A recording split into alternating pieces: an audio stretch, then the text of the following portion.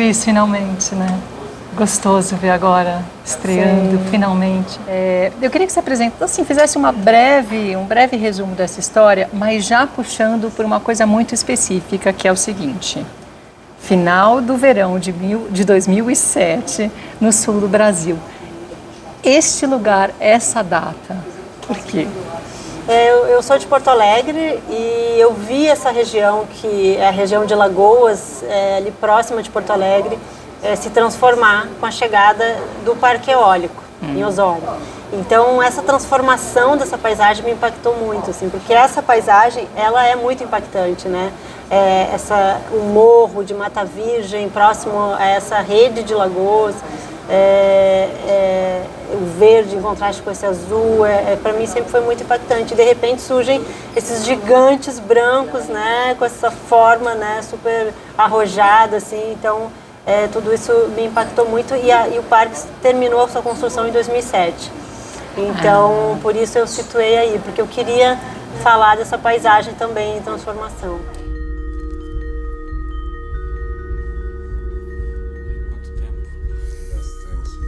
Enquanto tu afiava as ferramentas da tia Rosa, ela nunca te disse por que não teve namorado? As relações familiares são muito importantes para você, né? A mulher do pai é focada também numa relação familiar, mas aqui o universo feminino ele pulsa, né? Ele toma conta. A gente vê o pai da Joana acho que 2 vezes no filme e a gente está realmente num universo muito feminino. E a gente vê essas protagonistas lidando com um monte de coisa, né? Com a finitude, com o brotar da sexualidade, com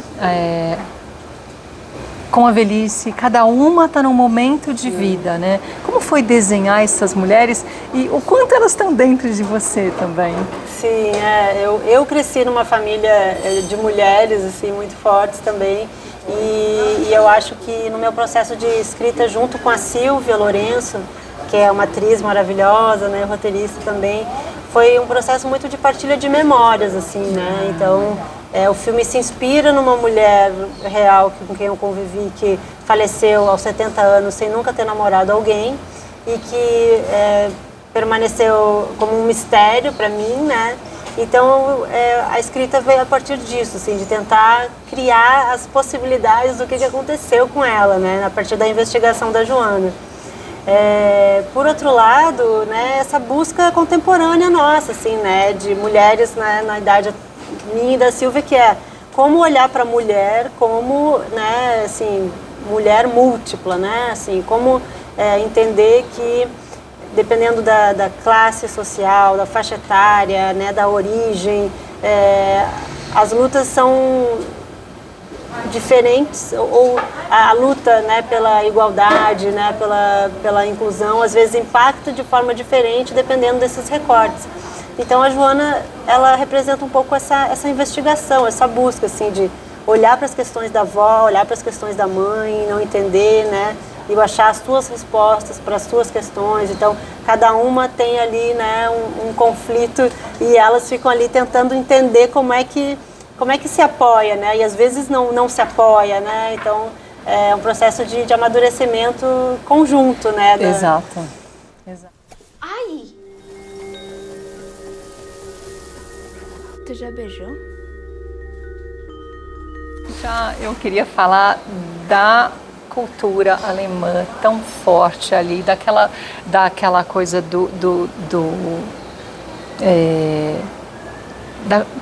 da coisa artesanal, da torta cuca, daqueles bonequinhos. Isso faz parte da tua vivência também? Aquela torta, eu falei, gente, eu quero, né? Não, passei algumas tardes com a minha avó fazendo cuca, esperando ficar frio para poder comer depois de pronto. Então a cuca é algo que já estava no meu imaginário, assim, desde a época que eu era adolescente, né, como a Joana. E desde a infância, né, passei tardes assim com a minha avó fazendo e aprendendo a fazer. Apesar da minha família não ter origem germânica, é uma cultura muito presente para nós no Rio Grande do Sul. né? E quando eu fui pesquisar mais sobre a locação é que eu descobri que lá existe uma comunidade forte, né? E até uma recuperação, né? De um trabalho histórico, assim, da origem, da história deles e tal. E aí eu pensei, nossa, tudo a ver como referência, porque eu já tinha outras referências, inclusive no aspecto religioso, né? Porque a família da Joana aí vem com a religião luterana, né? No caso, né? Na história. E na escola a gente vê a religião católica, né? E por outro lado, né? O trânsito pela religião afrodescendente, que é muito forte ali, tem um quilombo, né? Eu não muito sabia, forte aquilo eu achei super interessante. Tem um quilombo muito forte na região, o quilombo de Morro Alto. E a própria prefeitura de Osório, a cidade que a gente filmou, assume como festividade oficial da cidade, uma festividade de origem afrodescendente. Então, esse sincretismo estava muito presente ali. Eu disse, não, vamos trazer para a história, que acho que isso tem tudo a ver com descobertas, tem tudo a ver com a forma como a gente lida com os afetos, né? Tá fácil, pastor. Joana, deixa ela ir, Lara. Porque, claro, essa é uma história de luto, de tanta coisa dessa menina que está descobrindo o seu contato com a natureza, mas também com a sua natureza, né? Deixando aflorar a sua sexualidade, começando. E tem uma coisa linda que vocês falam no finalzinho, é diferente. Né? Sim. Então, assim, eu acho que a gente avançou, né? No abrir para o diferente.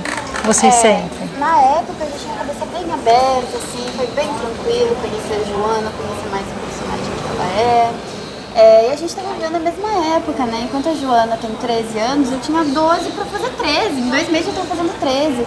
Então tá na mesma faixa, assim, etária, de se autodescobrir, né? E ter esse processo também foi bastante importante. E todo o processo pré-gravação também bastante importante para a evolução do que a gente achava da história, do que nos foi apresentado primeiramente da história e depois o que veio à tona também. E eu acredito também que a receptividade da produção foi bastante importante, né? Foi o nosso primeiro trabalho.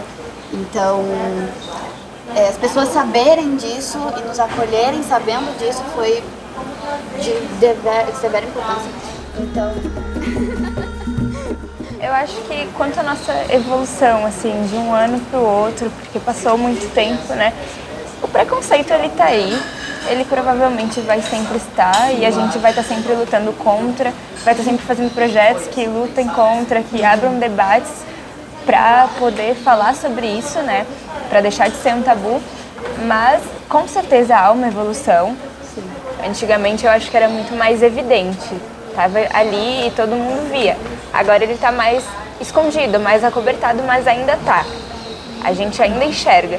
Então eu acho que o filme abre portas pra gente falar sobre isso e pra gente estar sempre lutando contra. Mas é perceptível e a gente vê, infelizmente.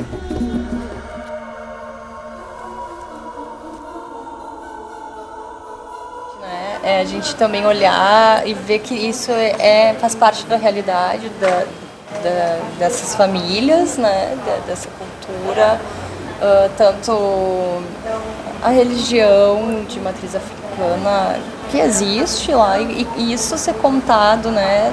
Que esses debates acontecem, que faz parte. E a forma como entrou para Lara, eu acho que era um chamado, uma forma de um chamado para ela, para os impulsos naturais dessa pessoa que está... libertar um pouco. Né? De sentir, se permitir sentir a vida, assim.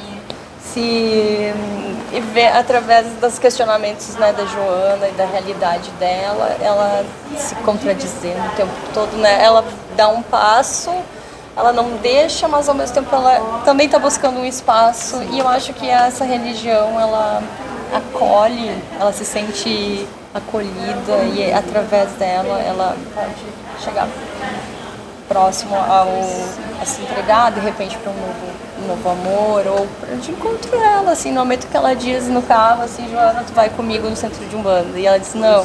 Mas eu vou. E eu vou, eu acho que assim, ela tá olhando para ela, sabe, eu acho bem importante aquilo, porque ela está sempre cuidando. E a filha tem que estar junto, tem uma vontade de controlar, uma segurança, né? Uma coisa muito planejada. Sim. Mas é bonita essa expansão que vai acontecendo em todas elas, assim. Verdade. Essa dança, né?